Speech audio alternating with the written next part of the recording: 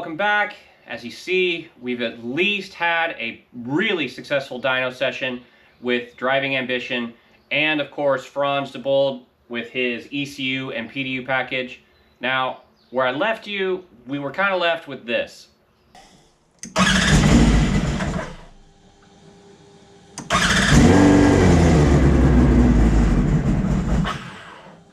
So most of the problem about the car running was tied to the fact that Franz thought that I was running aftermarket fuel injectors. So he thought that they were bigger, they flowed more, yada yada. So once I made it clear that I forgot to tell him that I'm running stock fuel injectors, well, we got this.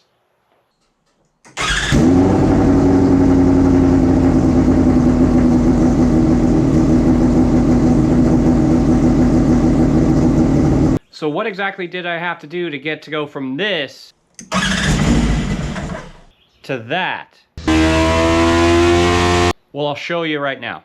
So one of the things I started off with was finishing all the modifications I need to do to install the floor tray on the bottom of the car. Now, as you can see right here, I'm installing zip tie anchors to locate the right rear brake line. So after I got done locating that brake line and the zip tie anchors, I got started on installing the heat shield. Now, this heat shield is something I've done before for Eddie, and I'm doing it for myself, and it does a couple of really important jobs. First and foremost is if my engine wants to puke its guts out, it's normally going to puke it out through the front. So this shield will go up hopefully just high enough where if I do have a catastrophic engine failure, the oil is going to hit this and not get flung onto my headers. Besides that, it's going to keep heat away from both my oil filter and my oil lines, because behind this shield is the scavenge line for the engine, and the oil cooler feeds both in and out of the motor. It's gonna just do a better job of maintaining and controlling where those hoses go and keeping them away from the exhaust system. So after I got the engine pan taken care of and the exhaust reinstalled, I got to move on to installing what we'll call honeycomb composite onto both my oil cooler and my radiator on the front and rear faces. Now, I know some of you are like, what's the point? And the point is, it's going to protect both the coolers from impact, whether it be debris coming into the intake of my radiators and oil coolers, or me simply dropping a tool onto the backside or the exposed portion of the coolers. It seems like it shouldn't do too much, but honestly, it proves to be more than sufficient in surviving any sort of fall or any kind of strike that could happen to a radiator or an oil cooler. So much so, well, I prepared a little demonstration. So perfect leftover honeycomb, proper size tape measure.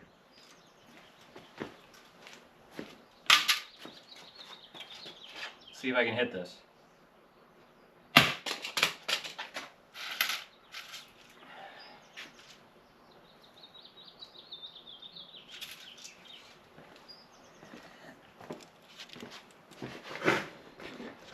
Now that, I know you can't see it, was a pretty brilliant edge hit. However, if you can see the undersurface, obviously there's a coloration issue, but the honeycomb is still intact. One of the other silly benefits to honeycomb, well, it helps direct the airflow in the direction I want it to go. Case in point, if I try to throw this like a frisbee, at some point, instead of wanting to just fly towards you, it's just going to head straight for the ground. It's pretty wild, right? So circling back to a video I did a little bit earlier describing how I was going to correct the airflow through my new radiator ducts that basically incline the angle of both the radiator and the oil cooler, you can see that the honeycomb's hopefully going to help make sure that I maintain really good airflow through the coolers. Even though it wasn't necessary for the dyno, I finally got a plate for both the Flagtronics and my SmartyCam GPS installed, it's going to work out brilliantly. But enough about hearing what I did. Let's listen to some dyno music.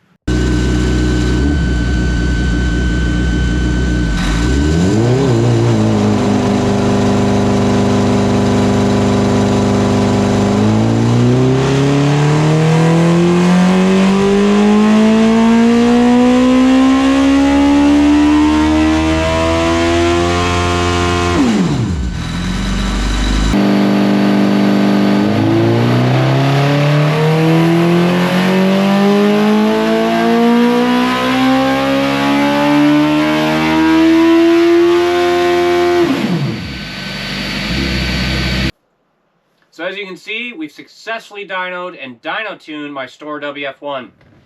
Now, there's a lot you didn't see that happened behind the scenes. We had to retrain the gear position sensor. We had to reconfigure what we'll call my neutral safety switch. We've got that figured out. We also had, what was it? Yeah, we had to do multiple runs at varying loads. So we would do runs at 20% throttle, 40% throttle, 50, 60, 70, 80, all the way up to obviously the 100% throttle position that you guys got to see a couple of dyno videos from. All that let Franz build or at least train the map file to make sure that we're hitting our specific lambdas and all the other wonderful things that, you know, make your petrol engine suck, squeeze, bang, and blow, which is everything all of us petrol guys love. Now, of course, probably not going to be my best video, and I'm probably going to struggle to make really good videos about building from here on out. Why? Well, I'm honestly behind the power curve. I should have been on track a month ago, and for obvious reasons, not everything happens exactly as you want it to. But the good news is, it's Monday today, right here, right now. I'm expecting to be on track, shaking out the car at Sonoma this coming Friday. From there, unless I do something stupid, there's no reason I should not be able to make it all the way to Virginia to run the S.C.C.A. Super Tour event at Virginia International Raceway. So pray nothing goes wrong Friday. In the meantime, thank you all for watching. Thank you all for sticking with me. Really look forward to providing you some more cool videos in the near future.